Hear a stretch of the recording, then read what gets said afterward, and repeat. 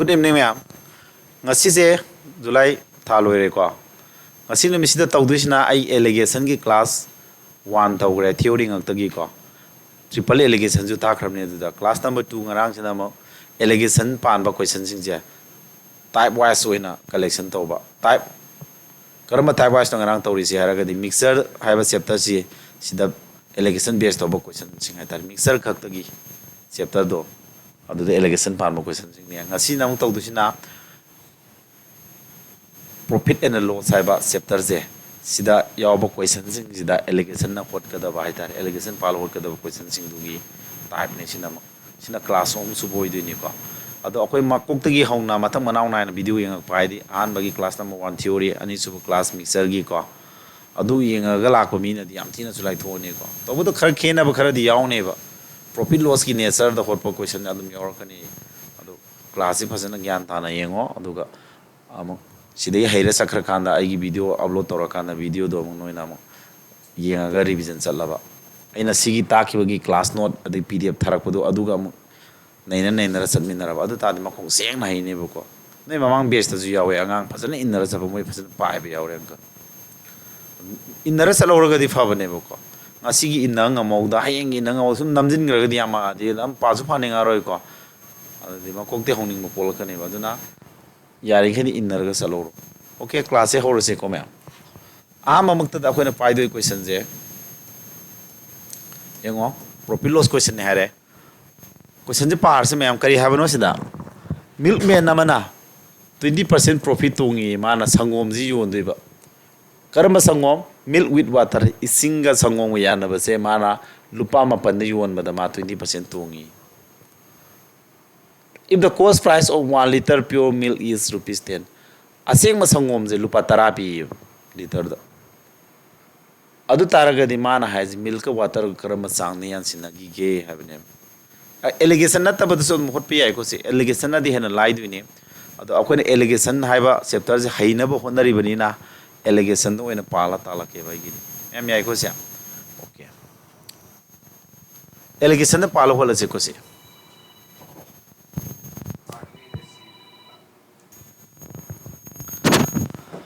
sida akone allegation pan bagi rule amadi leidana me kamain pale allegation pan ba se mana hais ke no isinga kanaga mana puthukti ratio je the ratio of kari milk kanaga milk water ge ratio ni na milk water ratio ni milk an thamoba milk water ga abani ge ratio ni na ko adu milk si akuna hotu je mayam cost price ho se man swai do no hot ki ko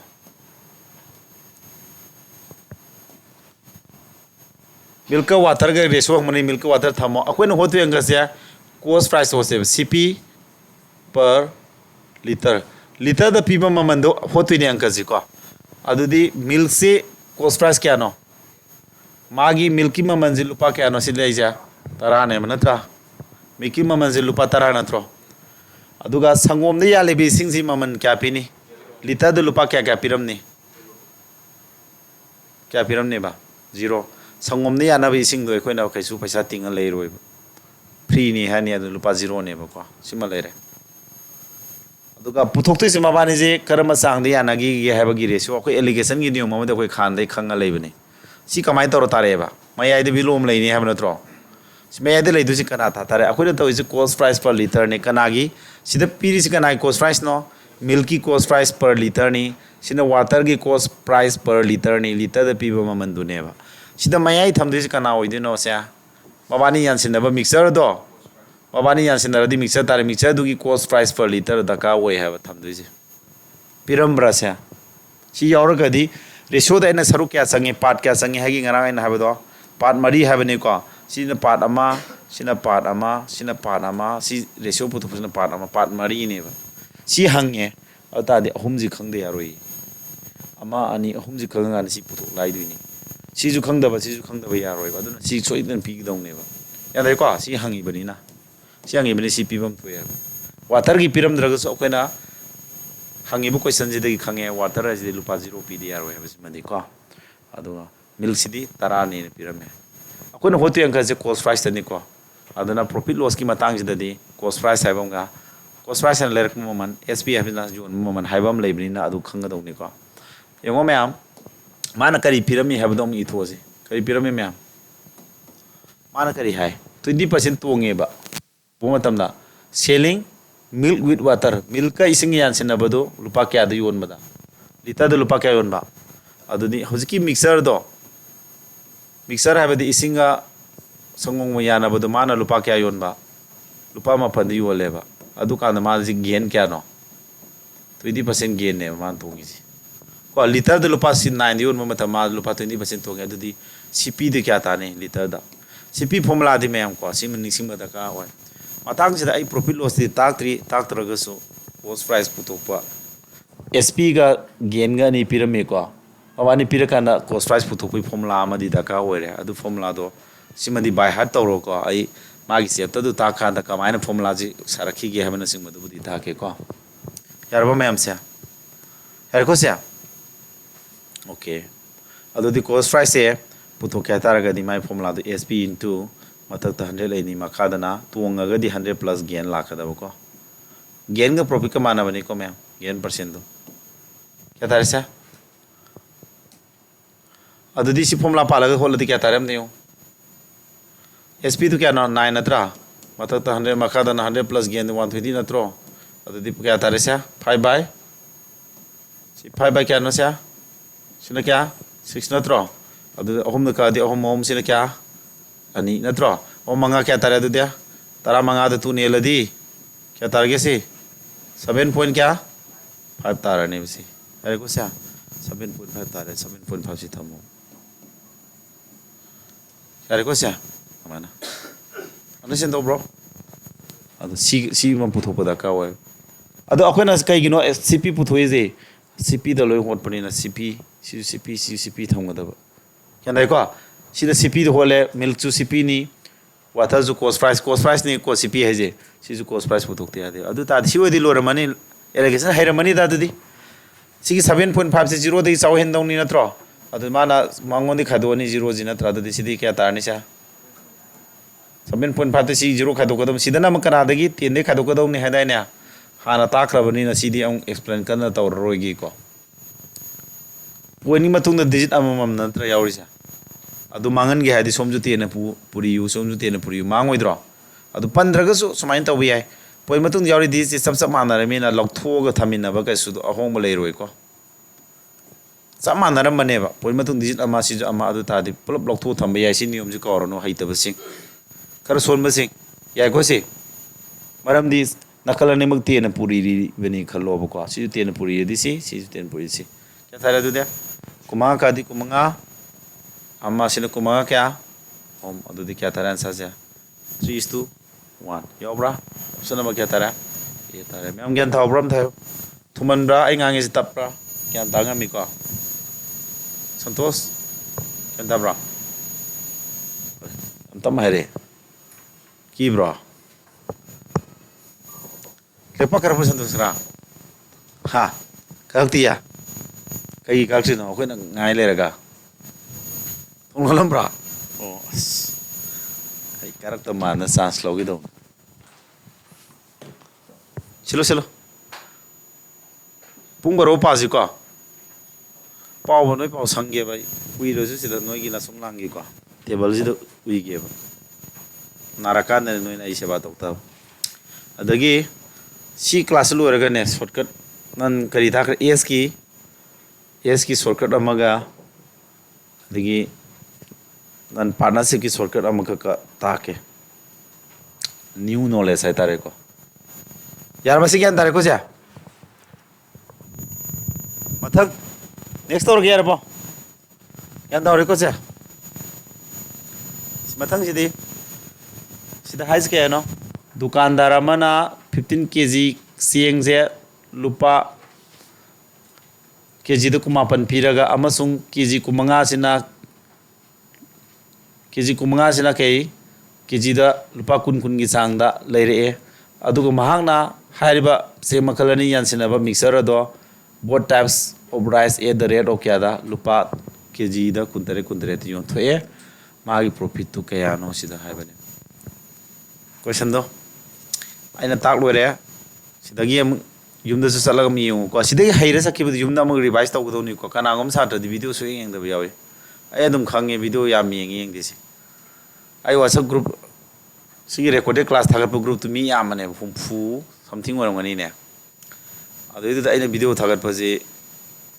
ꯄꯥꯕ꯭ꯂꯤꯛꯀꯤ ꯅꯠꯇꯕꯤ ꯊꯥꯒꯠꯄꯗꯣ ꯅꯣꯏ ꯈꯛꯇ ꯅꯠꯇ꯭ꯔꯗꯤ ꯀꯅꯥ ꯌꯦꯡꯉꯥꯏ ꯂꯩꯇꯦ ꯅꯠꯇ꯭ꯔꯥ ꯑꯗꯨꯗꯨꯗ ꯌꯦꯡꯉꯤꯕ ꯃꯤ ꯃꯁꯤꯡꯗꯣ ꯚ꯭ꯌꯨꯋꯔ ꯃꯁꯤꯡꯗꯣ ꯑꯗꯨꯝ ꯈꯪꯉꯦ ꯃꯤ ꯃꯌꯥꯝꯅ ꯚꯤꯗꯤꯑꯣꯁꯤ ꯌꯦꯡꯅꯗꯦ ꯍꯧꯖꯤꯛ ꯌꯦꯡꯅꯗꯕꯒꯤ ꯃꯔꯝꯁꯦ ꯊꯋꯥꯏ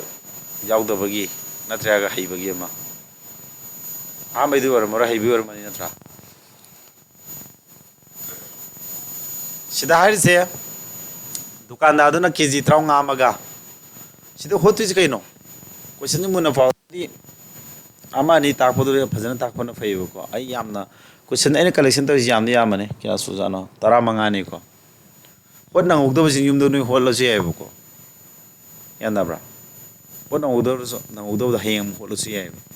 ꯁꯤꯗ ꯑꯩꯅ ꯅꯪꯅꯕꯅꯤꯅ ꯖꯔ ꯇꯥꯛꯁꯤꯜꯂꯤ ꯅꯣꯏ ꯒ꯭ꯌꯥꯟ ꯇꯥꯍꯧꯔꯣꯏ ꯇꯥꯔ ꯆꯠꯃꯤꯟꯅꯁꯤ ꯀꯣꯏꯁꯟꯁꯨ ꯒ꯭ꯌꯥꯟ ꯇꯥꯍꯟꯁꯦ ꯍꯧꯒꯠꯄꯁꯨ ꯒ꯭ꯌꯥꯟ ꯇꯥꯍꯟꯁꯦ ꯁꯥꯇ꯭ꯔ ꯈꯔ ꯑꯃꯗꯤ ꯄ꯭ꯔꯣꯕ꯭ꯂꯦꯝꯁꯦ ꯀꯣꯏꯁꯟ ꯃꯤꯅꯤꯡ ꯈꯪꯗꯕꯁꯨ ꯌꯥꯎꯔꯤꯅꯤꯀꯣ ꯍꯥꯏꯗꯤ ꯑꯊꯍꯟꯕꯗꯤ ꯍꯩꯕ ꯀꯔꯤ ꯍꯥꯏꯔꯤꯅꯣꯁꯦ ꯑꯩꯈꯣꯏꯗ ꯃꯤꯅꯤꯡꯗꯨ ꯈꯪ ꯉꯝꯗꯕ ꯂꯧꯁꯤꯟ ꯉꯝꯗꯕ ꯍꯥꯏꯇꯥꯔꯦ ꯏꯪꯂꯤꯁꯇꯒꯤ ꯃꯩꯇꯩꯂꯣꯟ ꯍꯟꯗꯣꯛꯄꯗ ꯈꯪꯕ ꯑꯗꯨ ꯅꯠꯇꯦ ꯑꯩꯈꯣꯏꯅ ꯍꯥꯏꯅꯤꯡꯉꯤꯁꯦ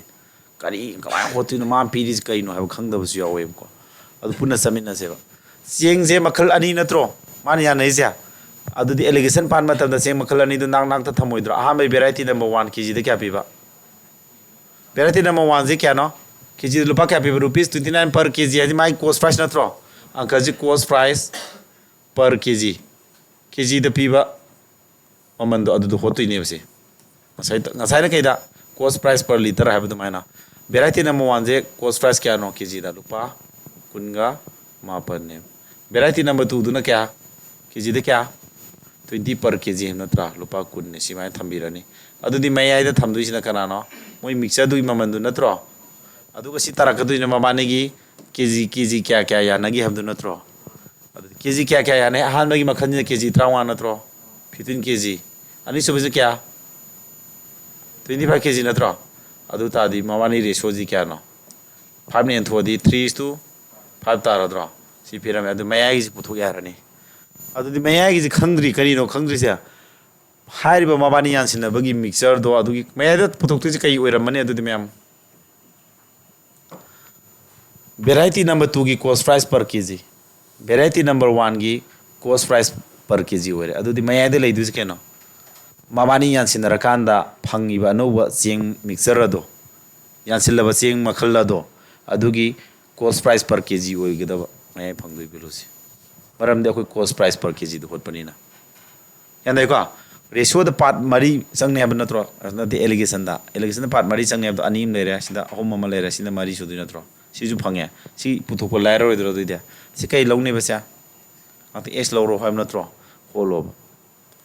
ꯑꯗꯨ ꯁꯤ ꯑꯦꯛꯁꯁꯤ ꯐꯪꯒꯅꯤ ꯑꯗꯨ ꯀꯩꯗꯧꯗꯣꯔꯤꯕ ꯃꯥꯅ ꯍꯥꯏꯁꯤ ꯀꯩꯅꯣ ꯉꯁꯥꯏꯒꯤ he sold the mixture of both types of rice at the rate of ꯂꯨꯄꯥ ꯀꯌꯥ ꯀꯦꯖꯤꯗ ꯀꯌꯥꯗ ꯌꯣꯟꯊꯣꯛꯏꯕ ꯀꯦꯖꯤꯗ ꯂꯨꯄꯥ 18 ꯄꯤꯔ ꯌꯣꯟꯊꯣꯛꯑꯦ ꯁꯤꯅ ꯑꯌꯣꯟꯃꯟꯅꯦꯕ ꯃꯤꯛꯆꯔꯗꯨꯒꯤ ꯑꯔꯩꯃꯟ ꯐꯪꯉꯗꯤ ꯑꯔꯩꯃꯟꯒ ꯑꯌꯣꯟꯃꯟꯒ ꯐꯪꯉꯒꯗꯤ ꯑꯇꯣꯡꯕ ꯐꯪꯉꯣꯏꯗ꯭ꯔꯣ ꯃꯥꯅ ꯄꯨꯊꯣꯛꯏꯁꯤ ꯑꯇꯣꯡꯕꯗꯨ ꯅꯠꯇ꯭ꯔꯣ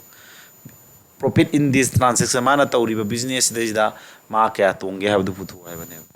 ꯑꯗꯨ ꯇꯥꯔꯒꯗꯤ ꯑꯩꯅ ꯍꯥꯏꯅꯤꯡꯉꯤꯁꯤ ꯀꯩꯅꯣ ꯁꯤ ꯑꯔꯩꯃꯟꯁꯤ ꯐꯪꯗꯣꯔꯦꯕ ꯁꯤꯗ ꯃꯤꯛꯆꯔꯗꯨꯒꯤ ꯑꯔꯩꯃꯟ ꯐꯪꯉꯕ ꯍꯥꯏꯗꯤ ꯂꯩꯔꯛꯄꯒꯤ ꯃꯃꯜ ꯐꯪꯉꯕ ꯑꯌꯣꯟꯕꯒꯤ ꯃꯃꯜꯗꯨꯒ ꯀꯅꯥꯅ ꯆꯥꯎ ꯍꯦꯜꯂꯤ ꯑꯌꯣꯟꯕꯅ ꯆꯥꯎ ꯍꯦꯜꯂꯝꯃꯅꯤ ꯑꯗꯨꯅ ꯃꯣꯏ ꯇꯣꯡꯉꯦ ꯍꯥꯏꯔꯤꯁꯤ ꯅꯠꯇ꯭ꯔꯣ ꯌꯥꯅꯔꯕ ꯑꯗꯨ ꯑꯌꯣꯟꯕꯗꯤ ꯄꯤꯔꯤ ꯂꯩ ꯀꯌꯥꯗ ꯌꯣꯟꯒꯦ ꯑꯗꯨꯗꯤ ꯄꯤ ꯂꯩꯔꯝꯃꯦ ꯑꯗꯨꯗꯤ ꯑꯔꯩꯃꯟꯅꯦꯕ ꯄꯨꯊꯣꯛꯇꯣꯏꯁꯤ ꯑꯗꯨ ꯑꯔꯩꯃꯟꯁꯦ ꯑꯩꯈꯣꯏꯅ ꯄꯨꯊꯣꯛꯄꯗ ꯑꯦꯂꯤꯒꯦꯁꯟ ꯃꯦꯊꯠ ꯄꯥꯜꯂ ꯄꯨꯊꯣꯛꯄꯩ ꯋꯥꯅꯤ ꯑꯦꯂꯤꯒꯦꯁꯟ ꯄꯥꯜꯂꯤꯁꯤ ꯒ꯭ꯌꯥꯟ ꯇꯥꯔꯦꯀꯣ ꯁꯤꯗ ꯔꯦꯁꯤꯌꯣ ꯂꯩꯔꯕ ꯚꯦꯔꯥꯏꯇꯤ ꯑꯅꯤꯗꯨꯒꯤ ꯀꯣꯁ ꯄ꯭ꯔꯥꯏꯁ ꯂꯩꯔꯕ ꯃꯌꯥꯏ ꯇꯥꯗꯣꯏꯁꯤꯅ ꯃꯤꯛꯆꯔꯗꯨꯒꯤ ꯀꯣꯁ ꯄ꯭ꯔꯥꯏꯁ ꯅꯠꯇ꯭ꯔꯣ ꯀꯣꯁ ꯄ꯭ꯔꯥꯏꯁꯇꯣ ꯍꯣꯠꯈꯤꯕꯅꯤꯅ ꯌꯥꯅꯤꯡꯉꯤꯀꯣ ꯑꯗꯨꯗꯤ ꯍꯧꯖꯤꯛ ꯑꯩꯈꯣꯏꯅ ꯐꯣꯀꯁ ꯇꯧꯗꯣꯏꯁꯤ ꯀꯔꯤꯗ ꯇꯥꯔꯦ ꯑꯗꯨꯗꯤ ꯃꯌꯥꯝ ꯁꯤꯒꯤ ꯑꯦꯛꯁ ꯄꯨꯊꯣꯛꯅꯕ ꯀꯔꯤ ꯇꯥꯔꯦ ꯁꯦ ꯑꯩꯈꯣꯏꯅ ꯈꯪꯉꯤ ꯁꯤ ꯑꯦꯛꯁꯁꯤ ꯑꯅꯤꯃꯛꯀꯤ ꯃꯔꯛꯇ ꯂꯩꯕ ꯚꯦꯂꯨ ꯑꯣꯏꯗꯣꯏ ꯅꯠꯇ꯭ꯔꯣ 20ꯗꯩꯗꯤ ꯆꯥꯎ ꯍꯦꯜꯂꯣꯏꯗ꯭ꯔꯥ ꯃꯥꯅ ꯑꯗꯣ 29ꯗꯤ ꯆꯥꯎ ꯍꯦꯟꯗꯣꯏ ꯅꯠꯇ꯭ꯔꯣ ꯑꯗꯨꯗꯤ ꯁꯤ 29ꯗꯒꯤ ꯈꯥꯏꯗꯣꯛꯑꯣꯏꯗ꯭ꯔꯁꯦ ꯈꯥꯏꯗꯣꯛꯑꯣꯏꯗ꯭ꯔꯁꯦ ꯑꯗꯨ ꯇꯥꯔꯗꯤ ꯑꯩꯈꯣꯏ ꯁꯣꯝ ꯅꯥꯀꯟꯗ ꯍꯣꯠꯇ ꯌꯥꯔꯣꯏꯁꯦ ꯅꯥꯀꯟꯗ ꯍꯣꯠꯂꯁꯤꯀꯣ ꯁꯤꯗ ꯇꯥꯛꯇꯣꯏꯁꯤ ꯀꯩꯅꯣꯁꯦ sida taduse 29 kya 29 kya tadino si tadusina 29 dagi x khadoktu natro som tadusina kari x na sawi nem natro x te kana 20 adudi सी अनी की रेसो जिगा सी अनी रेसो माने है नत्रो हाइबदी करीबा मैम 3:5 की Resso जिगा कनागा x minus 20 ga amana kya 29 minus x की Resso जिगा माना दुई नत्रो च्या अदुदि मैं अनी पुइनरो मंगा गा सी पुइन मंगा 5x minus मंगा कुन मंगा नि तरा साम दाब्रा सी पुइनरो ओम मपल कुन तरे ओमनी तरुक 87 minus 3x ताब्रा अदु तारगदि 3x से सोमनम थंगदो क्या तारे अदु दे 8x तारा मनी को माइनस लाख प्लस लामिना माइनस से सोम चलदि प्लस ला ओइद्रा सिना सोम चक्रो क्या तारे अदु दे 187 तारा बा तानिंग ताबा माले को यारे को अदु दि x पुतो के तारे 187 दा क्या हां ए तारा बा अदु दि x फंगे cos price फंगा बा यार बा अदुदि तोंग मामा थीरसि को सिबाउदि ज्ञान तारे ब्रेगो सिदि हाना से तौग्रो दाइने यारे को अदुदि होजि cos price पुथो के दि म्याम के दउनि बा माना सिगी सिदे फंगी बस कनिनो से cos price पर केजी दि क्या पिरिनो cos price पर केजी दु नत्रो cos price पर केजी दि पिबा ममन ने केजी दि किन क्या नो या पो टोटल सीपी क्या नो टोटल सीपी पुथो के दि केजी दि क्या पिदिबा केजी एमा द सीपी तारगदि केजी पुना क्या नो मान लेजे केजी 53 गा बिटवीन केजी का क्या 25 केजी का पुला क्या नो 40 केजी नत्रो माना चेंग जे पुन्ना नत्रो चेंग केजी निफुगी दी निफुना पुरी रोइद्रो निपाना का दि क्या द मंगा नत्रो क्या तारे मंगा चे कुंथ्राउंगा मंगा निपा निफु निफुम दोय मंगा 95 तारबा cos price to lupa si tare adudi kai na khoi puthok thre je sp puthoba ya sp puthok kya di kg de kya na ma pirja 27 pim na tro kg puna kya na ni phugi sp di kya tar ne du dia puri ro mari taret ko nipan mari nipan 1080 taraba ata di cp na si lere sp na si lere kya tonge dia fo ma to gen puthok kya ta di 1080 dei kana khadoni 95 खातो 95 खातो दिसी क्या तारा 65 145 तारे को से खातो को दी थुब नत्रो ma'am उब सलम खातो हाइरो इद्रो सिबो सिना खातो ना बसोन मकंबु सि लिसिंग योगदब क्या वाले हम फुमंगा नत्रा अदुगा लिसिंग दगी हेलिबा 80 दुगा हम फुमंगा तिसिनारो 145 तार ने म्याम ज्ञान ताब्रम कसे इ कोइरो होली को म्याम ज्ञान तांगम ब्राम तियो तबना दि होली औसिंगम्ब्रा सिनिबास आमे सिदा नोना हंगनिंग बे यावरदे तुम हायो को तबना तौसे हाबने आइना हाइदे क्लास हाइदि रिकॉर्डिंग सि तबना लौगे दो हाइदि हयेंग तौसि यायबा क्लास सि ले मोबु क्वेश्चन हायम लेना सि सिदा नोना हाइदि नौ नौ बंगा तो ओइबनिना क्वेश्चन दो ज्ञान तारम दो सि है ज्ञान ताब्रे नत एल सी केस दा आई सुम खनमदा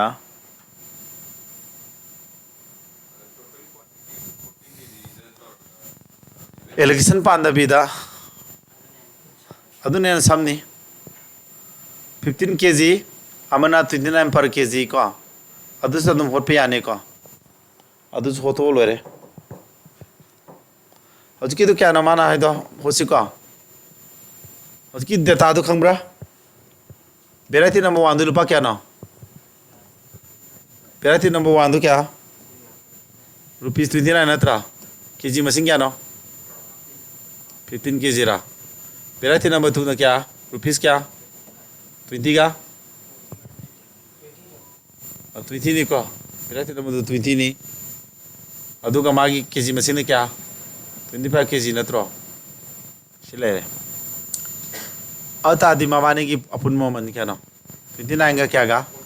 15 को पुइना दुना 45 ताब्रा ट्रामा मपन चांग कुन ट्राउंगा ट्राउम दे खुद पुरे ट्राउमा नि कुन ट्रा ट्राउम दे नि फुंदे सुमे कुमंगा से पुइना दे कुमंगा नि यांखै सौंगा तारे को मावाने अपन मोमन से क्या तारे 95 तारबा सिना टोटल सीपी ने बा टोटल को सी मान सी चंगे बको अदुबु सिगी 40 केजी नत्र चा सिगी 40 केजी दे माना क्या योन बा सी 40 केजी माना क्या दे योन बा रुपीस क्या दा 27 ने यो लेबा तादी सिने SP तारकदोइबा सिदा सिदा पुथोक्पसिना टोटल SP तारकदोइबा चेंग केजी निफुजी माना लुपा कुंतरे कुंतरे वालादी क्या 40 पुइनादी 1080 तारे तादी अनि जी खेनबदु क्या ना 145 this is the total gain ne sina lai ko du aina noida nga sai high grade kari aina noida tawno honari se allegation pala kama hol kada allegation hai bas kheno uncle lai thona ba method ne sometimes man hena uncle matam sang bu sodum yauri aduna method se amana tramal yam method amakak ta haibiya de method me ama hel lije koina matang sida karam na thu dino khan ga done allegation pa mane yam thi lai bas me am lai yam thi lai gra jane aduna bu allegation hai ba method se takna ri ni kana draga bu takna gidro adu matang sida di sina isam sam method sina phai ko shortcut so out the concept or paji cheng kg de lupa kuma pan pire kg trawa walu re adu ta de lupa suk tarani kg de kun pire kg kumunga walu re adu ta pun lupa suk tarani apun lupa 935 ni natra adu mana harib kg ni fuji lupa kya kuntre ta jo thuk taraga de pun lupa lising amaga mari fu de ni ma yoli ji adu di 935 ki sing walu raga 1080 da jo tok pa haiba se ma lupa kya tongya 145 tongya hata sina pare ko mya gyan dar mani ni si odia allegation so dum tamo ai haige matang de karman thuni hadu de dum palam ge ko yar basya adum note pirak ka dor sindra yarbo next torosira question 3 sina question 1 time ne summa de dem kaina fare asai dun fai allegation fare sidi question 1 type ne ko sidi noi haibum thoe question 1 type ni na paroi petang sidi thun holage ko 1 type se kai hano sen kisi makhal se kya ba ani natro amen lupa kya kiji da chamar pu man kya sani mari fu mamani karma sangya sina gade sol at lupa kya da 320 de yon mada kya thong hano yen 20% thong yam natro har mixer du gi cp du kya tarne ai samno hole ko mixer du gi cp adu di sp into 100 by kya 100 plus profit adu 120 laba kathon naro du kya tara manga sina taru adu de among ani ne ka di ahom ani ka di 160 adu 800 tare si 800 by 3 ta hore ko maya di du kya no 800 by 3 tare kaina ma puthoi ja ratio दुना तो असी नांसा ता दुइबो करबा अदुदि सी दि क्या ताने 280 दि सी खादोनी को 280 दगी minus 800 bye 3 सेमना सिना म क्या 800 बाय 3 चाव हेलिनी को सिदि kana खादोक्तिबा 180 खादो सिना आंसा तारने लोरे सिना म थु दिने को सिदा नोइना खाइदोकपा सिगि जुम सीपी पुथोनो होनाबनी को सि क्वेश्चन नंबर 1 के सब माने 1 दा फजने एक्सप्लेन तौग्रेदना वाना तौगिबदुदा ममुताना तौगिबदु येंगो सिदा पिरामिड से करिनो मिक्सर दुगी SP नत्रो से गेन सि तोंगे हारे अदु CP पुतुपो फॉर्मूला दो SP into 100 by 100 plus gain 20 दु तिसि लगतोइबा नत्रा कनरगा CP दुन मेय थंगदो CP दुने खन होलिसे cost price त होपनी को cost price per kg द होपनी अदुन cost price ngतने सि को अदु क्या तारे से 3 ने सेला दे ओमसनो ओमनि पंग कुमरी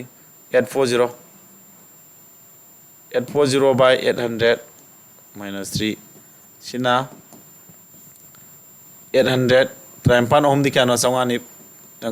kai mari 0 hapani ko 3 kya tare adu di ratio ja sidi 40 by 3 tara ba 3 dikak na gro 40 somna sangani fu chatruk sani humfu tare kya tare adu di ratio ja 0 ka ba sidi kya hum tare 2 and 32 is to 13 thungbra option number D semana sidram lai ko question number 1 sik sama nari ko mya wai si allegation si lura di laira ni da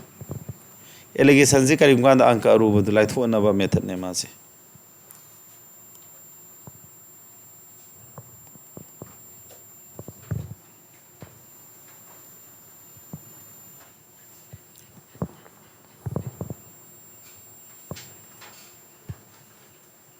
yan tabra ka mai to ge kano bidam ja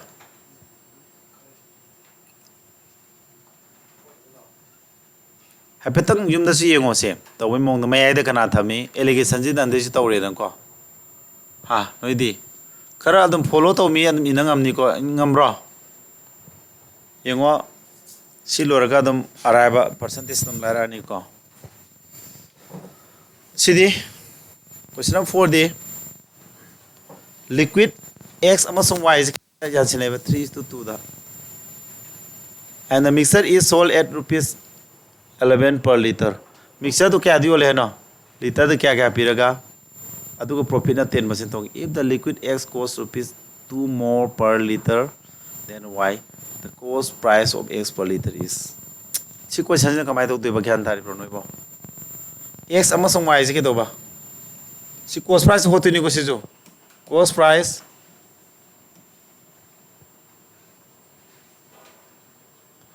per liter da piba cost price to adu hol si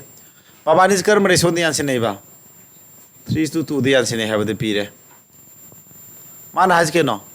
liquid x na lupa ani he leba kana dagi y dagi liquid y je sigi maman do sidagi x na ani he li adu di sina kari guma e hoitar si kya ta ne a plus 2 oi roidro ek adu si me aida mala oidra sia aida mala tu ne se maya le duna kana no mamani yan sinabagi kariba cp du natro adu piramra piram de kari pirame mamani yan ba mixer dugi sp piramro sp ne kya lupa 11 natro adu kan ma kya tongba 10% tongba adu cp butho yaramane cp di asai sp into 100 by 100 plus gain ni sam tara la ni 00 kaknaro 11 ka 10 da brasya me adu 10 melani adu di akhoi khang du ji khena butho yarani khangda ba kya yawi sidam taro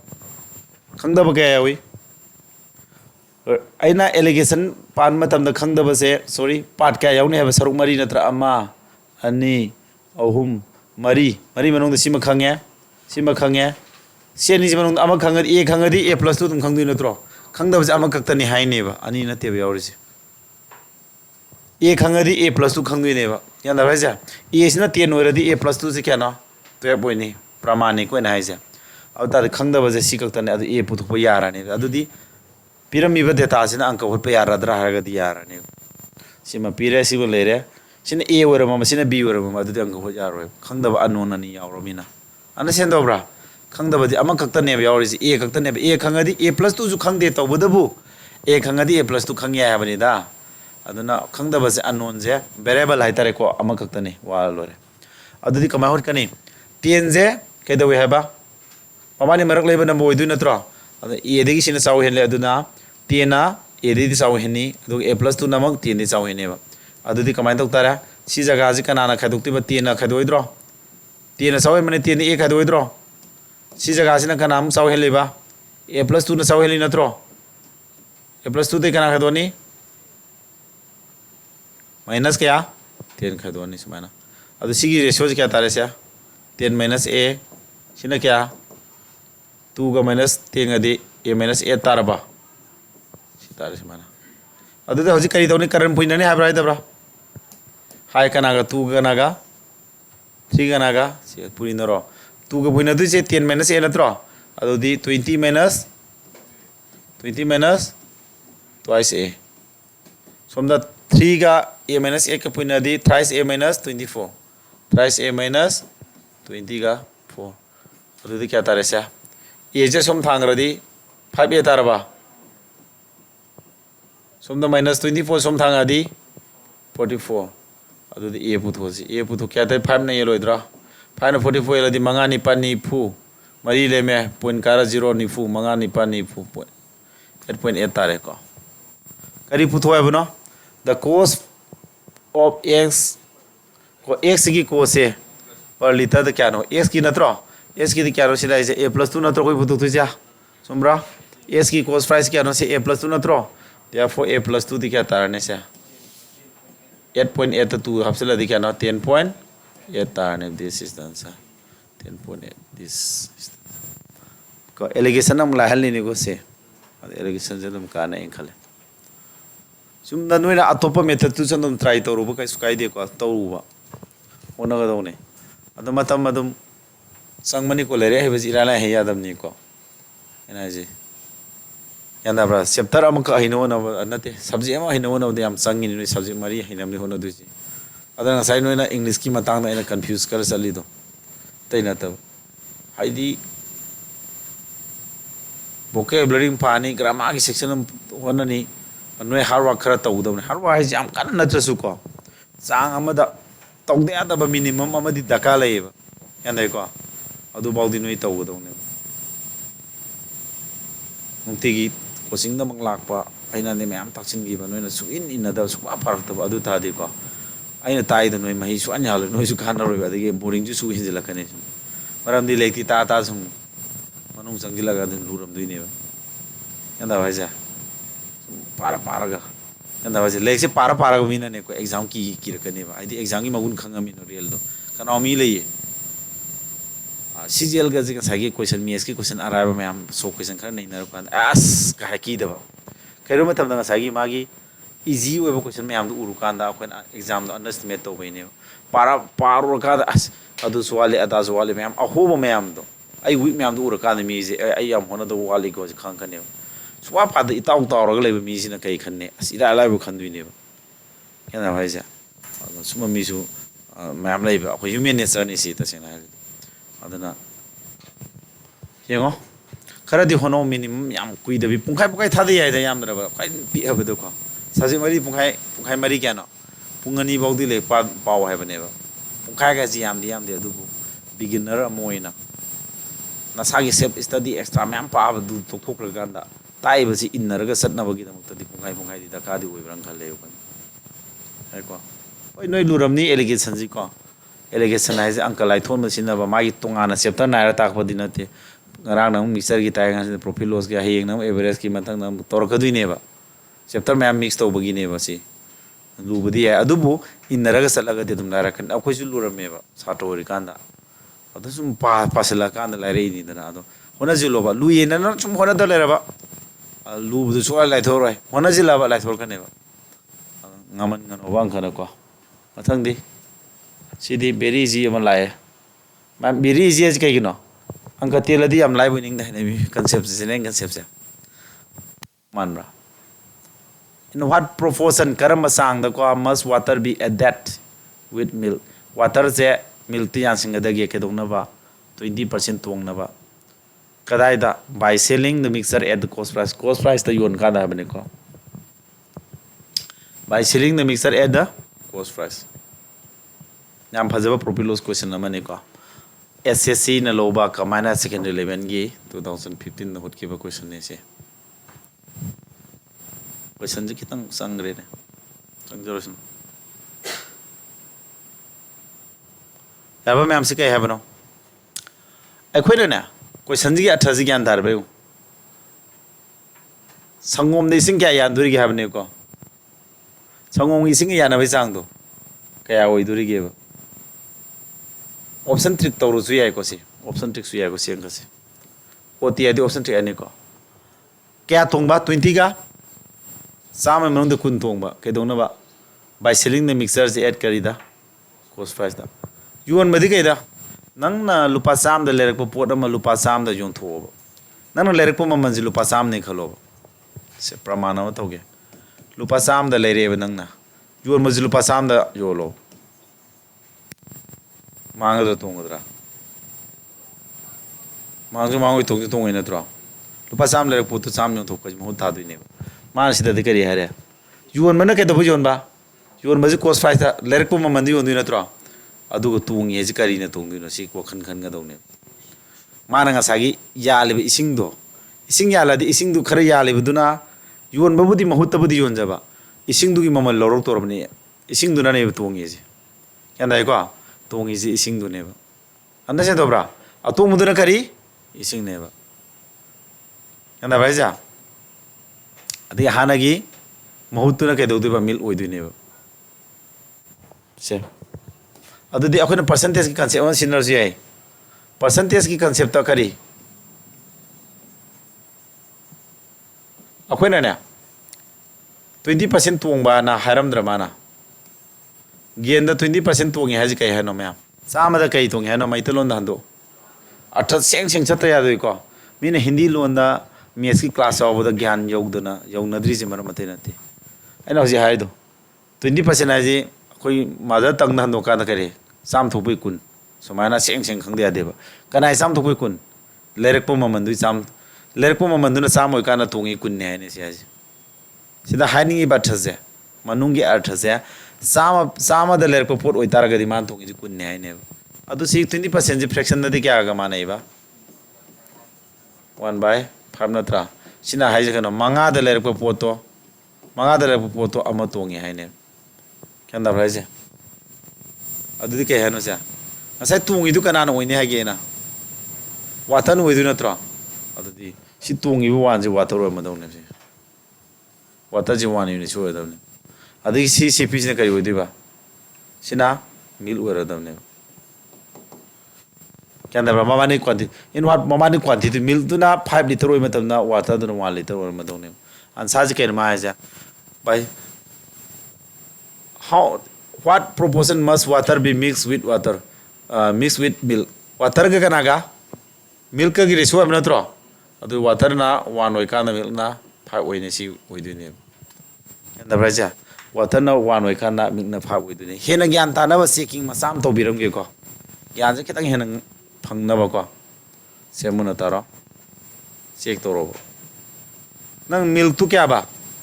milk tu 5 liter ni haro khalo ko water du na 1 liter ni khala jeba kas kai di ko 5:1 hai ju 5 liter is to 1 liter habi ya kai di ko cost price to ai lupa pi losin gam ta cost price of milk se sangom je rupee 1 ni losin lo lupa pi ni losin lo mem yai ko se sangom du liter du lupa pi ra di ma cost price kya nom tharo ma leri sangom du lupa kya no sangom liter kya no ma leri jam tharo manga ising ju liter ama yawi ko laibu matam de ising idi maman yaw de ting de ko ma tingam du cost price kya no sangom liter manga du gi maman khatara da ting du ja liter de lupa pi ra di liter manga da ma kya ting amani lupa manga ting amani ba yon ma matam nam yengo sp yon matam da de ke dora ising du ju yon du yaw du na tro ising apse liter taruna ta yon du ja adu yor madi kari ne ma hariba cost price ni ne ham natro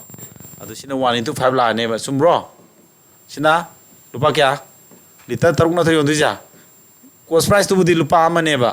cost price da yu ne habni na ma lupa am di yola mani to bodu liter di water apsela taruk ne ba lerak pada di ke di ba isingi paisa tinga ro yon gi matam da isingi paisa phangdui ne ba adu di manga lerak pada taruk ta yola di kya tongya ama tonga dra profit kya tongya sa ama aduni profit tu kari wara ngasa water wini hade manga manung da matonga di sa manung da di kya ta 20% ta kare ko aduni desmana kare ko si smai holu sa ko allegation de kamai hot kani allegation na matha hot ke ko allegation hot kya ga na smai to da ba kari numa photo water ga milk ki ratio am natro water ga milk ki cp kya nam tharo water ki cp kya no lupa 0 milk ki cp di kya no lupa sam ko loksilom ta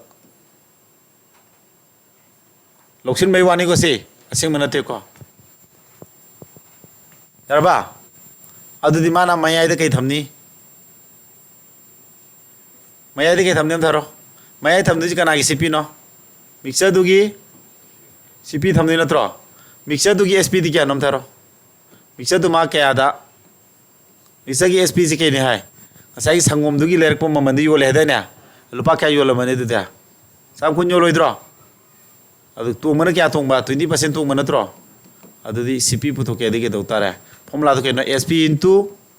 100 by 100 plus profit adi sam kun la idro 100 to gain hapsila di sam kun natro nara di kya ta hore sama adu ai na sida sam kun lori maram ji khangi ko asai hore formula la kan da 100 by sam kun lak to le re sam kun ji khang ne na ba aina 120 losing gi bane sangom dugi cp to ina sam khul lori se angka lai tholi ne si lo busina nan x lo ro se sam lo se kul lo ro se yang khai lo se dum ya ne ba angka ji to bodabu sam khul lo busina kari nungai ha matam da sangom gi arei mandu ngasa gi mixer du yo le bu mai maman du yo le habni na mixer du gi maman du ga sp du ga manarni natra ꯑꯗꯨꯒ 20% ꯇꯣꯡꯉꯦ ꯍꯥꯏꯔꯕꯅꯤꯅ CP ꯄꯨꯊꯣꯛꯑꯅꯤ CP ꯄꯨꯊꯣꯛꯀꯥꯟꯗ ꯍꯣꯔꯦꯟ 100/100 + ꯒꯦꯟ ꯂꯥꯛꯀꯥꯟꯗ ꯃꯈꯥꯒꯤ 120 ꯇꯥꯔꯛꯀꯗꯧ ꯂꯩꯔꯦ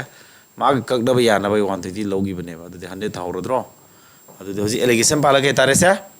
allegation पारगसे 120 दी 100 खादोदी 20 दारबा मानाय नङाइते 120 क्या बा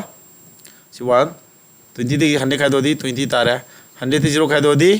100 ratio दी क्या तारे से 20 गा 100 का दी करना दी 1 कुन का दी कुनमा कुन का दी क्या ना मंगा 1:5 यार को मैं करमन फई खलो एलिगेशन लाइव विनिंग ब्रह्मा खंजरो को करमन फगे दो एलिगेशन जो खंजिलो सिगी जनरल कंसेप्ट को पोजीशन खंजिलो यांदा ब्रेव संतोष के अंदा होब्रा तमना ज्ञान पन बसे तुम याउंग ने बुको पल्ली पोसे अमक नंग राउंड लाखान दम हंजिन हंजिन थिंगना हलो यांदा ब्रेजे आई नोइ प्रमाण मसाम तौरा आई चाइना की खुंदा चले चाइनीज में am लैबदा मी जिंदु उगाद अमग अमग मसा इमान मानबै खंदुइनेबा यांदा ब्राइज अमुक्तंग थेंनगान बाजार मी गाम थेंनगिबदो मसक लक्ष्मंगा मोइनत्रा Harib मीदुगी लाइकाइदु नंगजि लैसिलेबे Kabra लौरगा मीदु ngasi jung uba hayeng ju lami msa thengnaram uba awtadi si mijina joing jang kawi harasu khangane heba natra maming this particular person no senior to khang identify ngam kan hanje thengna ngam kan adu samane ba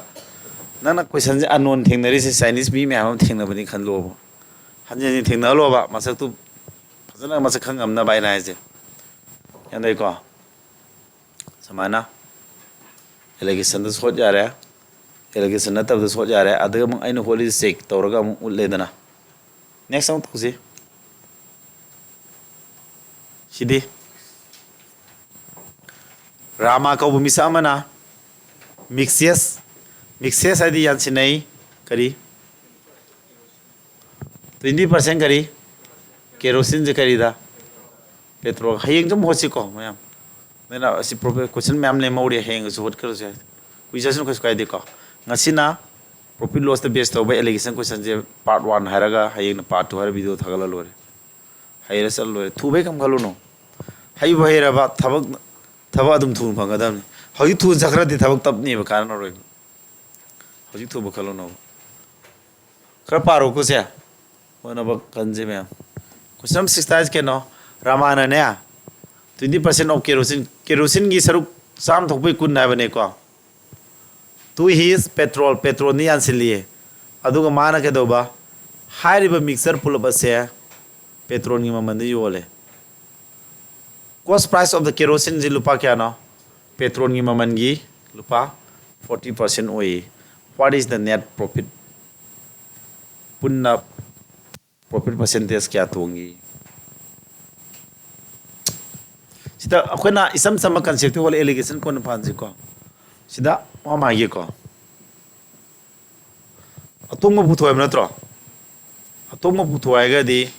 profit percent पुथुआ है गदी अखोई कई दका हुए में मैंने खंगदा सी पुथुआ है दादी cost price का SP का खंगदा कमाइना अतोंग percent खंगदुनो याब्रा में अमता मुना ताऊ को profit से के नो profit percent तपरा नोइदर एना हनिंग बम लई को profit है बगा profit percent याम खेने को profit percent है बिना सांग ताक पने असेंग मनती साम द क्या तोंगे है बदुनी सिना असेंग में बिलुनी को हंगी बजे कहीं नो में हम था profit percent है तो सांग ताक पर बिलुनी हंगी जे अदुदी नंगना cost price के SP के तो exact फंगेरा ना तक ratio form द फंगेरा 2:3 नहीं भरो सी 2:3 ने हरो बनना अल्टा profit percent हो गया रद्रो अनि दे लेर पुदो होम द योल दे अम तोंगे अनि मंग नम तोंगे 50% तोंगे का हाया दुने हंगी बजे परसेंटेज तंग मनिना एग्जैक्ट वैल्यू नत्रग जो रेशियो दे होलो सी है एग्जैक्ट वैल्यू पिरम जो है अदो समाना रेशियो पिरम ग प्रॉफिट पुथो है बदि सोंग हंगरोय को रेशियो है बजे पिरम ग दि प्रॉफिट हंगरोय मरम दि रेशियो दे असेंग मसनतना अनसेन दो बाइना हानिंग आइडिया छा अंतरे अदुना हौजी अखोई प्रॉफिट परसेंट हमनिना प्रॉफिट का सिप करीबा सके तो कॉस्ट प्राइस का एसपी का अनि जे खंगदब सु यार मानी खंगदना कमाइन प्रॉफिट परसेंट पुथो तो कनी अरे को मुना तारो अदुगा अमुक सिंगसे प्राइस का पेट्रोल का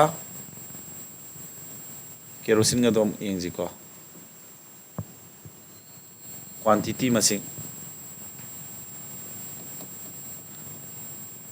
मैंने आम थे ना क्वेश्चन हईतबे कम खलू नो को आई समा अंक ताइब आई समा हैरम के वेरी वीक ने इस को हम सोले को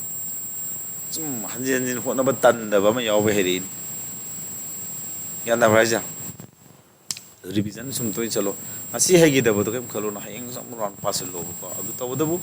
ne kandri je khara pa ba yam kanna pa da khajik tang hai ba se madi anum ya hollo su gaw gaw do diar ko nothing du di kem kana dre ko du diar nothing du tabu khalla ro hang khuba khuna ba namana thau khala kana babu uina ba yaw bu saman de kono bu ko aduga aingwanda khangdab ko tab yoro kanda hangba adagi kari hanwe hangdaga diga main ta chenjila tawrane na talluno dumadi ko singba price ya akona si tawdu sia ena noi da simma marak ta hari jate rate noi sim gyan taram da pa khalini ko price ka quantity है नि quantity spelling सोरे असम भी गिदो नि हम कनो तो रोबे दका होई देखो से पुला इरोबे दका होई देवा क्वांटिटी एकदम इरो से पेट्रोल की ममन का अदगी केरोसिन ममन का पेट्रोल ममन केरोसिन ममन से के है ना पेट्रोल ममन की साम थोपे क्या है ना साम थोपे क्या अदगी कोस पेट्रोल ममन लुपा साम नहीं आतंग लोकसिन ताराबा लुपा साम पी खलबा अदगी केरोसिन ममन क्या तानेम थरो साम कोस प्राइस ऑफ पेट्रोल ममन दुगी साम थोपगी नि फुने नत्रो पेट्रोल ममन साम थोए अदु तादि सि माइ नि फु एर मरोइद्रो साम लोकसिंगी तार सुमबा अदु नंग न सिदेसि असेम बिलु रसिबो अदु न रेशो तपकदबा असेम बिलु नत्रदि सि खंगदौ ने हेम सुमाय लोकसिन बा एक्जेक्ट बिलु नतब रेशो ने बा ए को अनसिन दरबा अदु तादि कनरदि कुनकादि क्यानो मंगा कुनकादि अनि मामाई प्राइस से अमन फाबो खन अमन तु सांग ताक्सरी ने बको क्वांटिटी दे मेंगो माना के दोएबा रामाना याले सि ओप सि हनगनो अंक लांदोइनि सि मीनिंग सिदा लालाले मीनिंग मसाम ओप की मीनिंग जे पूरा थाई दोरे केरोसिन 20% याले बा तु हिस करी पेट्रोल दा हानले म पेट्रोल दुदा 20% साम थोपे कुन याले हबने बको पेट्रोल दुगी वेहन गदबा ओप हारगा केरोसिन की वेलदी यारोबा केरोसिन की साम थोपे कुन हारदी अंक दु लांगी दोरेबा क्या भाई पेट्रोल की साम थोपी कुन है अंक जी हो जादोब पेट्रोल तो हाँ 100 लीटर ले लौरो अदुदी याले केरोसिन क्या 20% नत्र साम थोपी मन कुन याले नत्रो साम की कुन क्या 20 लीटर याल है यारबा अदम कथन क्या तारे से 5:1 तारे से मन अदी टोटल सीपीडी पुनः लुपा क्या तिंगे पेट्रोल दो माना मंगा पीबदु लीटर क्या ले रहा माद मंगा क्या तारा को मंगा तारे अदे केरोसिन दो माना के दोबा अनि पीबदु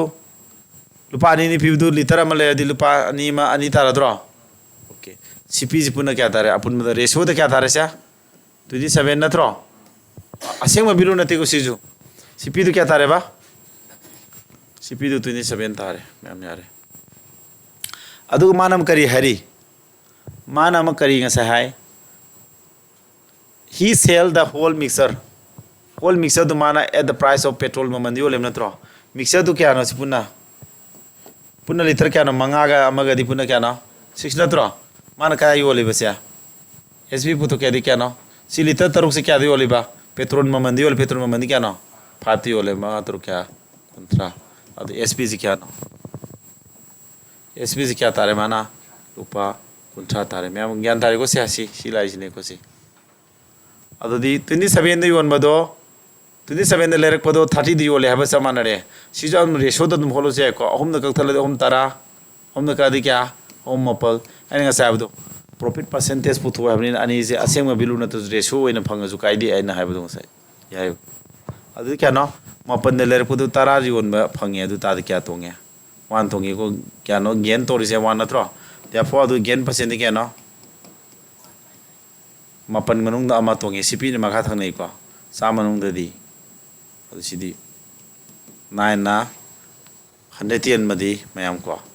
11.11% thung mane ni yelo mapan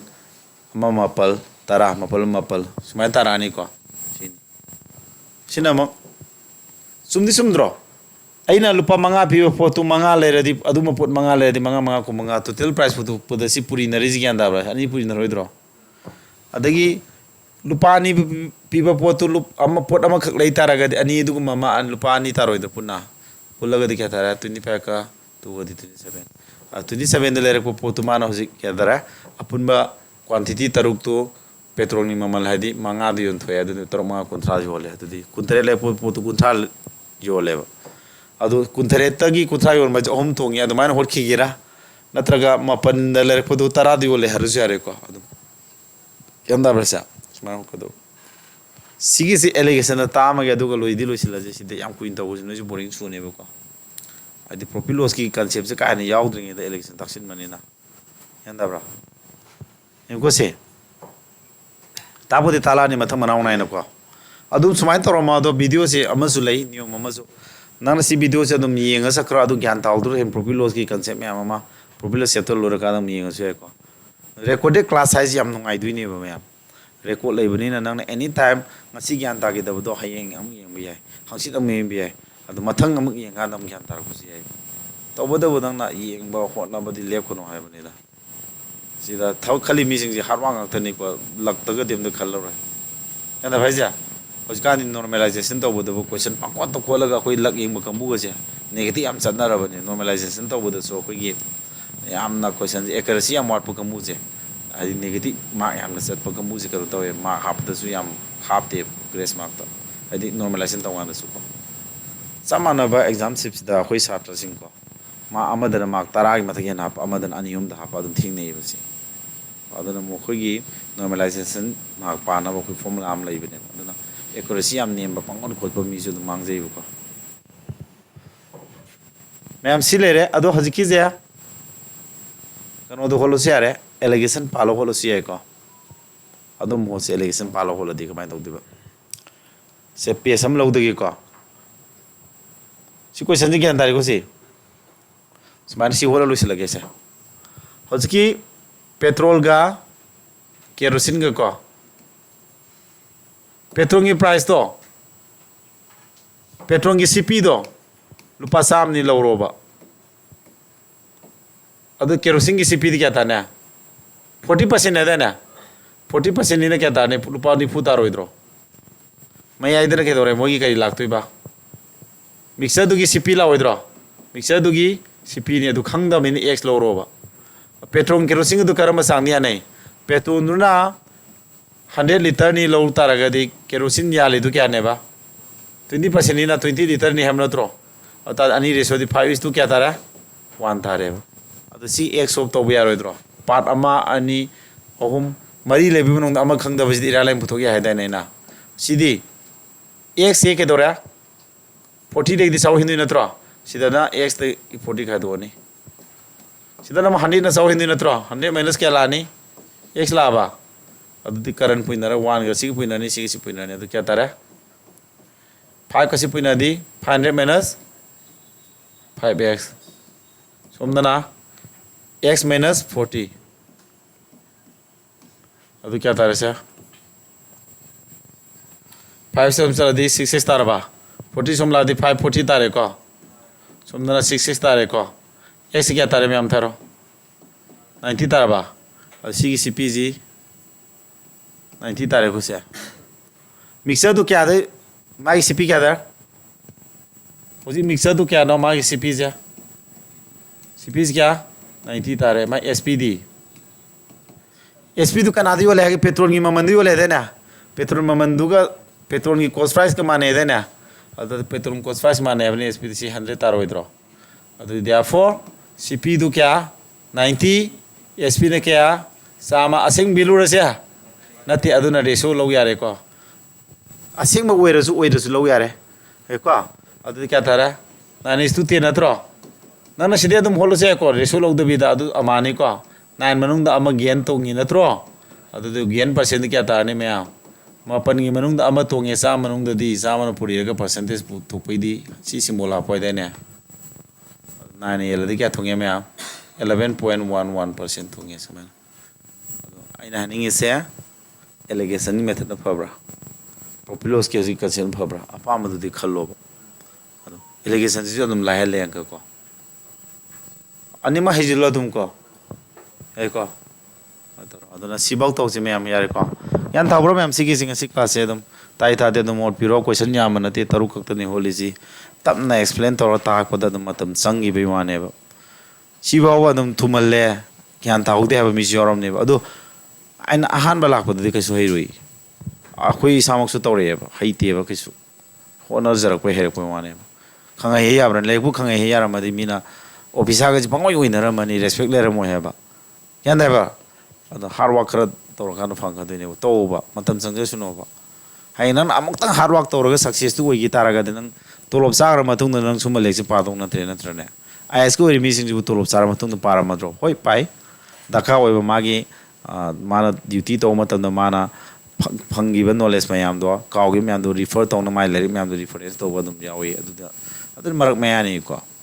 नंग हार्ड वर्क से तौ लोइरगा नंग थबक तो एक सक्सेस ओइगदेदि नंग फ्री ओइदोरबने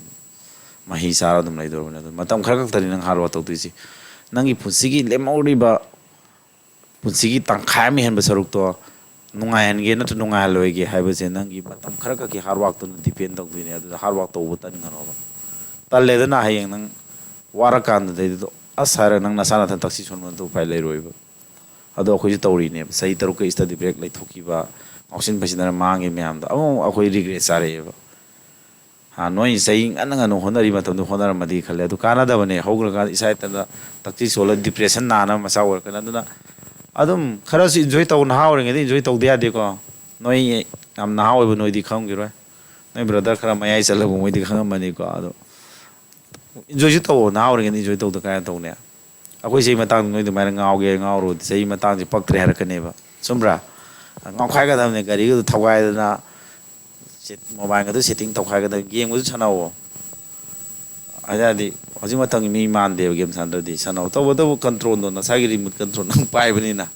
नंगना तौजो हैबा आइना लाखाम nganगोनी नंगना तलौ संगिलगा औ वाइर संगिनी सना लेरमगनी किदौनी नसाना पाइबनि रिमोट नसाना कंट्रोल तौबो को अदुनी लोइना मैनेज तौ हैबदुने सक्सेस हो मी ओरकदुजी लोइना हैने चलोबा सिंग ngawo mi hainai dai pai puna haina dai ne singang sing ngawi si ma singang apang thona da ngawe do akoi pang na ngaw re ba sing ngawo yo elis ngaw ro so yare ko me am lusilas yare sida daw lai basi andam hango ko whatsapp group ta kai da ado sigi kano loge no to dum tharake english adum demo torsi